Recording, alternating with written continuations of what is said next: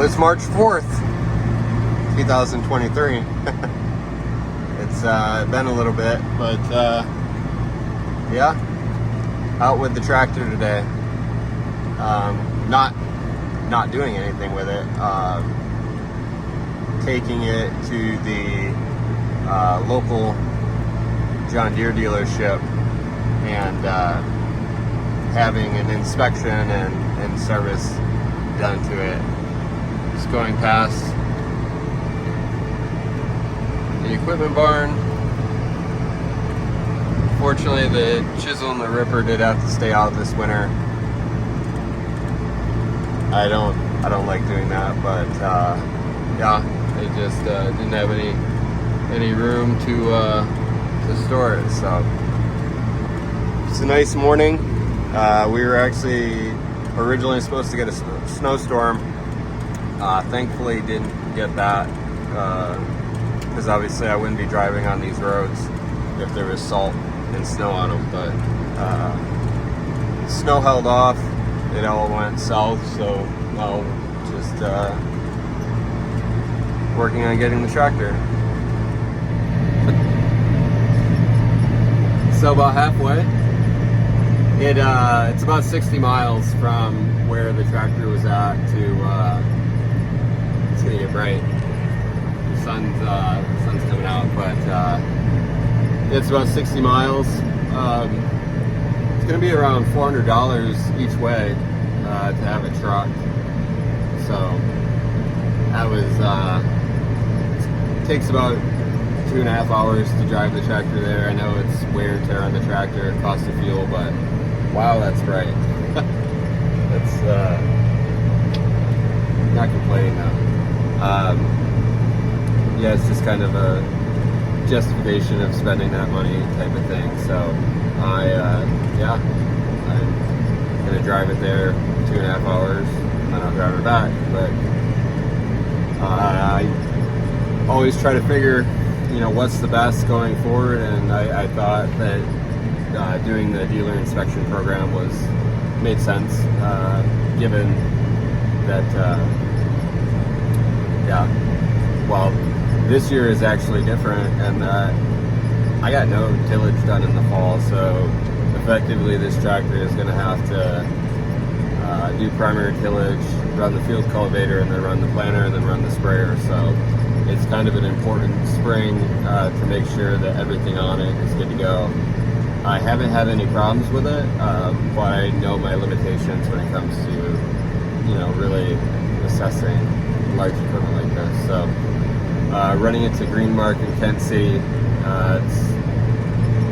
that's the dealership I've worked with in the past, and it's an easy drive, maybe long, but an easy drive to get there. So I'm going to keep going. It's a beautiful morning. Thankfully, no snow down here. My brother and I are going to the UP next weekend to snowmobile, hopefully one last time. So fingers crossed that there's going to be snow up there, but we'll see. But I'll get going, and yeah, it's a fun trip.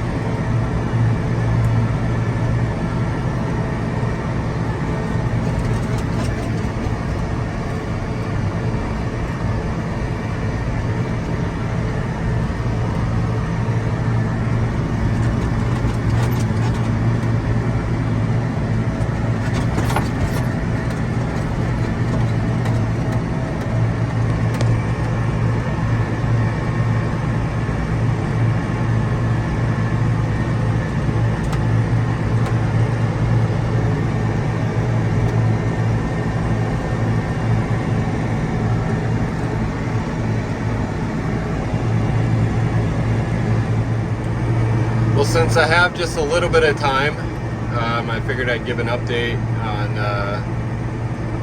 kind of what the spring is looking like. Overall, no real changes to the farm, what the plan is. I will say so my planter has the Yetter 2x2 grow units. It's been the disc plus the knife. I haven't had good luck with it in 2 years. It's always plugging with corn stalks, even though I do tillage. My guess is the planter, it works really well if it was soybeans rotating, just planting into stubble, or if somebody had gone across it with a vertical tillage or field cultivator. So I ended up, I'm gonna swap out the knives for those injectors, the springed injectors. I had heard really good things about the back swept knives. It's just, from what I can tell, there's no knives that would fit those Yetter units. So I ended up, just going with those kind of the tubed injectors, and my hope is that solves the issue with the plugging, because I mean, there's really no more frustrating thing than having it